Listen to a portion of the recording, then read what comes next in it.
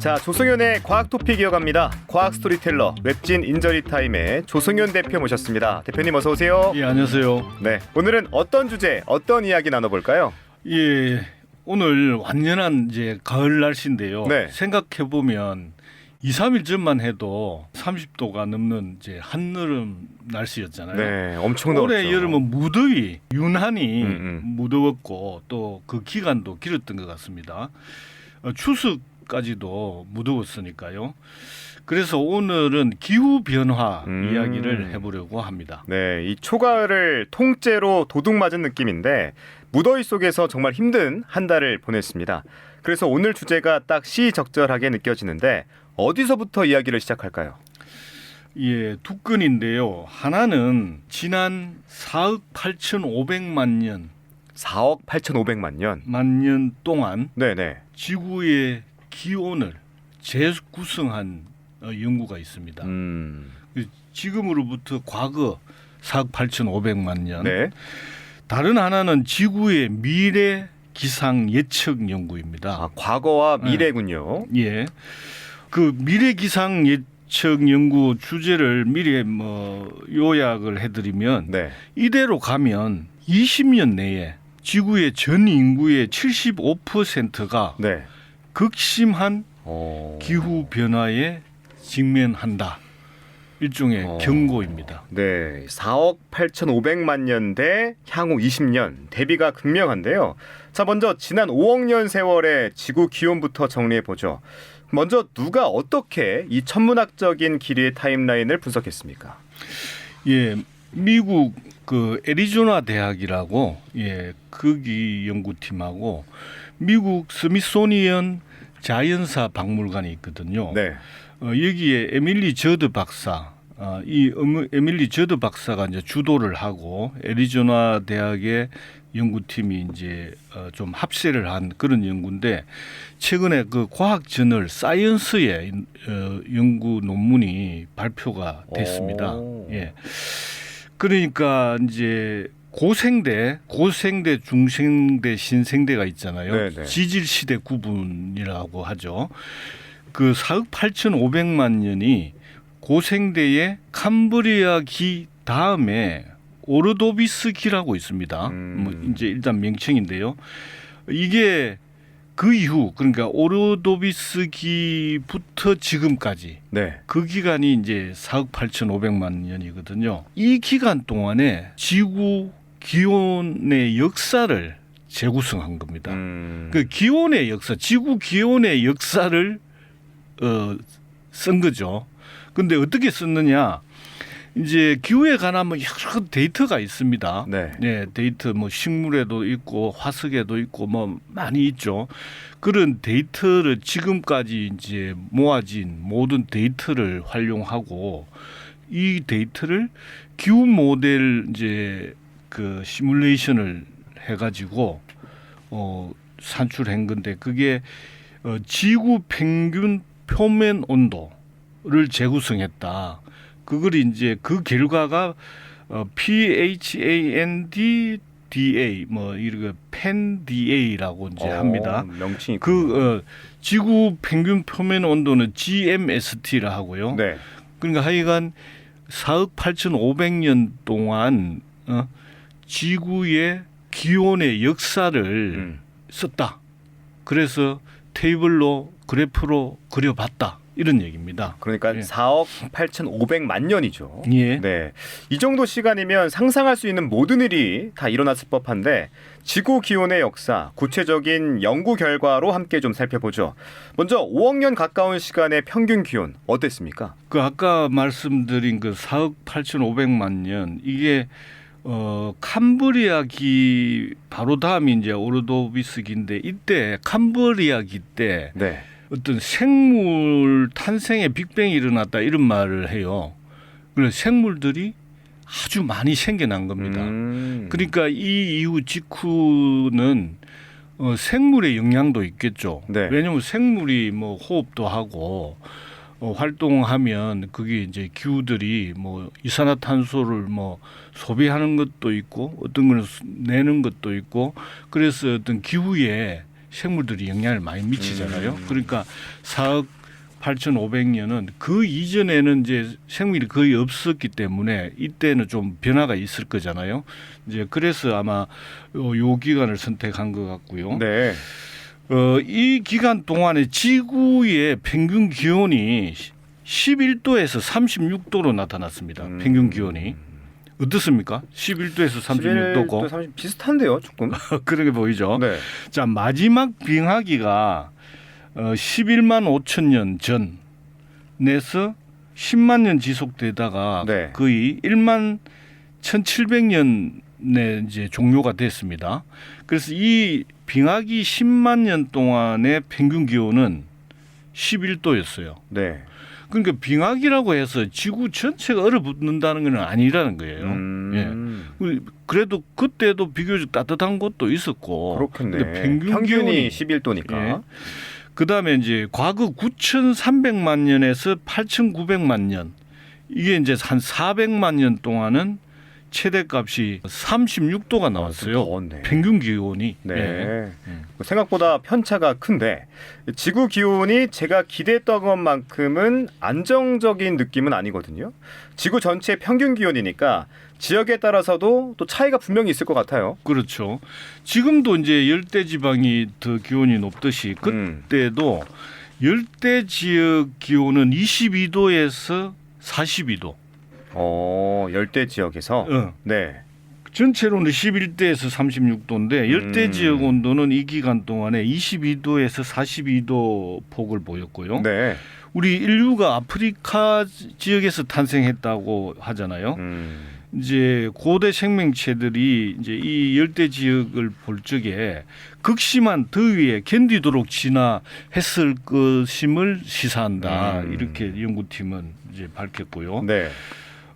전체적으로 추운 날씨 11도 쪽은 추운 날씨잖아요. 그 이제 더 추운 데도 있었을 테니까 추운 날씨와 더운 날씨가 꼭 같이 뭐 반분되거나 비율이 같은 건 아니고 25도에서 36도의 좀 더운 날씨가 전체 41%. 절반이 좀 안 되네요. 네. 그다음에 평균 기온이 11도에서 22도의 시원한 단계가 31%. 나머지는 이제 이 두 기간이 좀 전환되는 그런 시기다. 한 27% 되더라. 그리고 오늘날 그 지구 생명체의 어떤 열에 견디는 열 한계점이 35도에서 한 40도쯤 된대요. 그 우리도 만약 40도에 이르면은 네. 인간이 좀 살기가 힘들죠. 힘들죠. 네. 너무 덥죠. 사실. 그렇죠.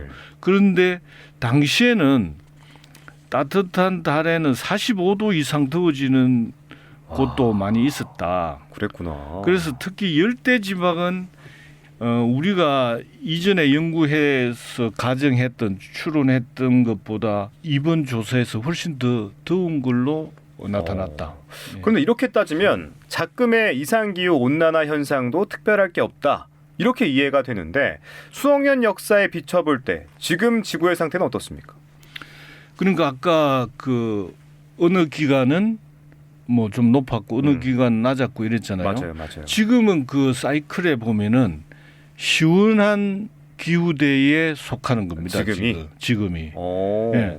그래서 오늘날 지구 기온의 역사를 볼 때 이제 시원한 기후 단계인데 약 3,300만 년 의미 시원하구나. 이때가 이제 올리고세라고 하는데 이 이후에 지구가 이제 시원한 단계에 접어들었어요. 네. 그게 평균 기온이 15도입니다.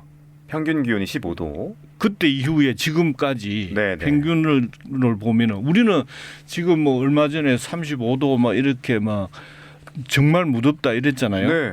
그러나 지구 전체로 보면 15도라는 거예요. 아까 아주 낮았을 때가 11도였잖아요. 그러니까 15도는 아주 낮은 빙하기는 아니지만 아주 시원한 단계라는 거죠. 네. 어떻게 비교되냐면 전체 평균 기온이 24도예요. 그러니까 4억 8,500만 년 전체 평균 기온이 그때부터 지금까지 이 기간 동안에 평균 기온이 24도였는데 지금 우리 이 단계는 지금 3,300만 년 전부터 지금까지의 기간은 15도라는 거죠. 그러니까 굉장히 시원한 기간인데 지금은 좀 우리가 북반구에는 아주 이제 더워서 난리잖아요. 네. 그래서 이제 공동 연구자인 애리조나 대학의 제시카 티어니 교수는 인간하고 오늘날 지구 생명체는 오히려 추운 기후에 더 잘 적응한다. 그런데 너무 더워서 탈이다 이런 얘기죠. 예. 이 지금이 오히려 시원한 거다. 이 뒤집어 보면 지금보다 훨씬 더 더워질 수 있다는 얘기잖아요. 지구에게는 특별한 일이 아닐지 몰라도 인류로서는 큰일로 느껴지는데 원인을 알면 온난화를 막을 수 있지 않을까. 지구의 기온이 이렇게 변화하는 이유는 도대체 뭡니까? 정확하게는 뭐 알 수는 없다. 없죠. 근데 아니 이제 공통적으로 전 세계 학자들이 네. 이산화탄소 비롯한 그 어떤 온실가스하고 밀접한 관계가 있다는 거는 지금 뭐 이론의 여지가 없다고 보고 있습니다. 네.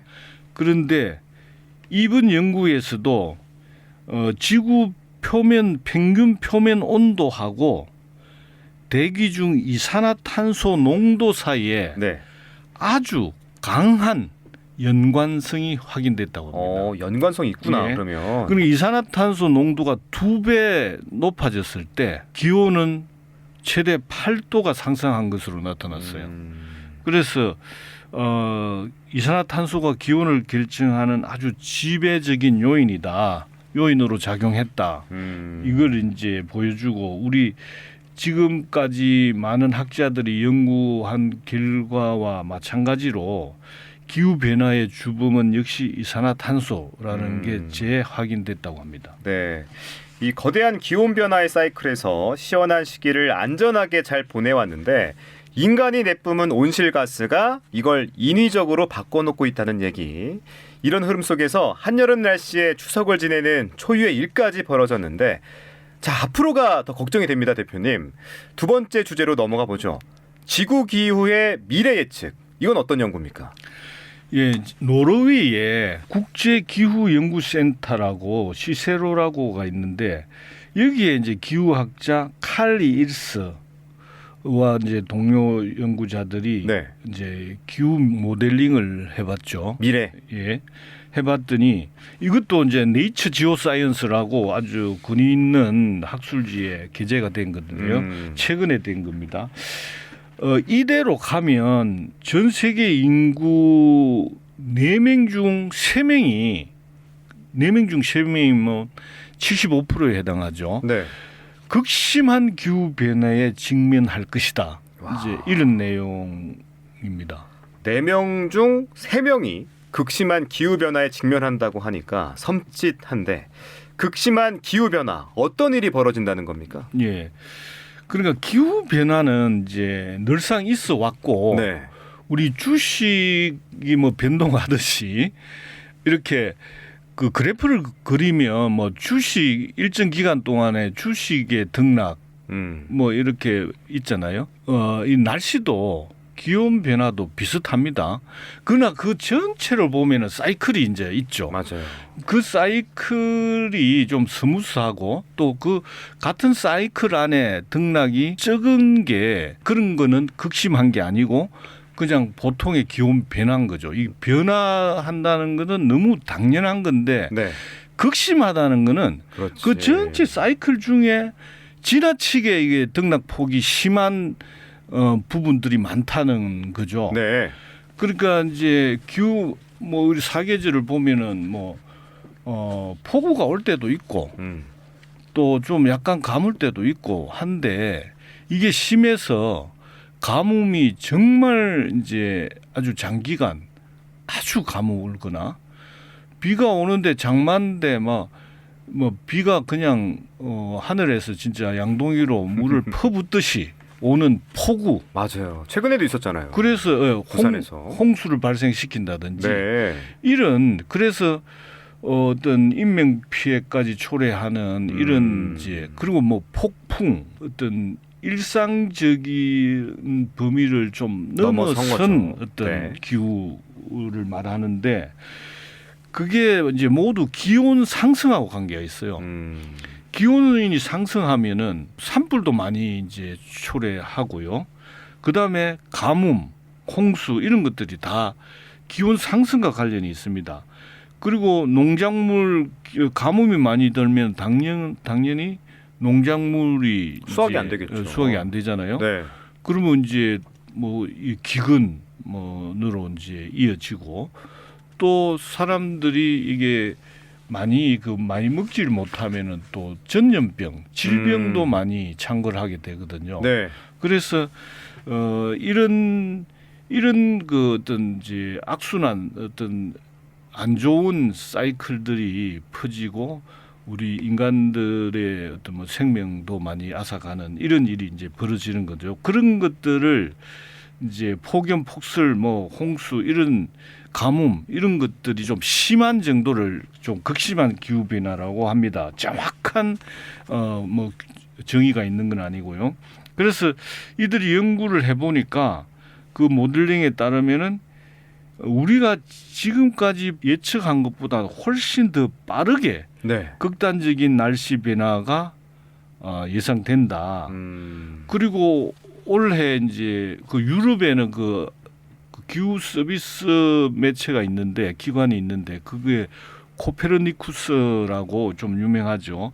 이 데이터에 따르면은 올해 기록상 지구는 가장 더운 북반구 여름을 보냈다고 하거든요.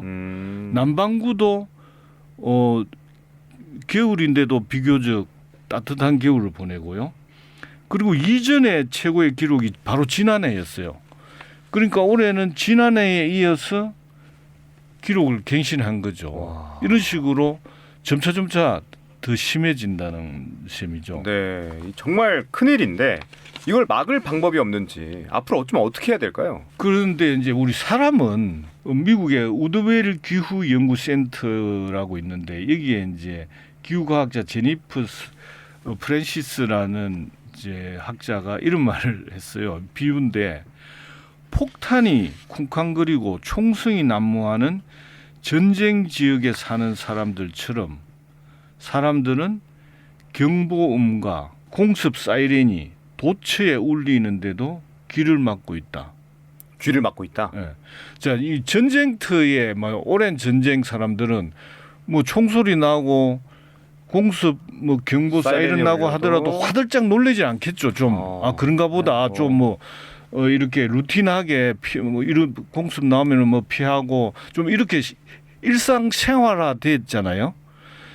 지금 우리 기후 변화가 위기의 정도가 지금 그거와 같다. 총소리가 나고 폭탄이 떨어지고 하는 정도인데 마치 오랜 전쟁터에 사는 사람처럼 무관심하고 태연하다.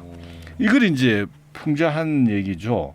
그래서 기후 위기가 눈앞에 닥쳤는데도 많은 국가 그리고 거기에 사람들이 팔짱만 끼고 있다. 그래서 향후 20년 동안 네. 잠재적으로 전례 없는 변화에 대한 지속적인 완화와 적응의 이제 필요성을 강조했어요. 그래서 이게 이제 급속히 변하기 때문에 우리 기후 위기의 대처가 흔히 이제 완화 앤드 적응이거든요. 네. 그래 완화시키는데도 한계가 있고 이는 지속적으로 하는 거는 당연한데 우리가 또 이제 적응을 해야 되거든요. 그래서 완화의 어떤 그 우리가 이해하기 좋은 수단은 뭐냐면 그 행동은 온실가스 배출을 감소하고 이제 에너지 효율을 개선하고 네. 이거 에너지를 적게 써야 되거든요, 사실은. 적게 쓰는 암만 완화한더라도 에너지를 많이 쓰면 많이 배출할 수밖에 없잖아요. 그다음에 탄소 흡수원 보호, 뭐 그러니까 나무 같은 거, 뭐 대표적인 게 나무죠. 나무를 남벌을 하면은 지구에서 이산화탄소를 흡수하는 능력이 떨어지는 거잖아요. 이런 게 있고 이제 적응은 우리가 이렇게 하면서도 예전보다는 더 위험도가 높아지기 때문에 적응도 이제 같이 해야 되는데 이런 재해 대비 인프라를 강화하고 그다음에 이 가뭄이 많이 들면 나중에 식량이 문제가 되거든요. 그러니까 농업하고 식량 안보를 좀 강화해야 되고 그다음에 생태계 무엇보다 생태계도 보호해야 되고 이런 일들을 동시에 함께 강하게 해야 된다. 이거 우리말로 좀 쉽게 얘기하면 기후 위기의 경각심을 정말 가지고 네. 단디해야 단디해라. 된다. 이런 얘기입니다. 네, 이 긴 지구의 역사를 놓고 보면 지구가 더워지는 거 자연스러운 일입니다. 인류가 내뿜은 온실가스의 영향이 별거 아닌 것처럼 여겨질 수도 있겠지만 바로 여기에 인류의 존망이 달려 있습니다.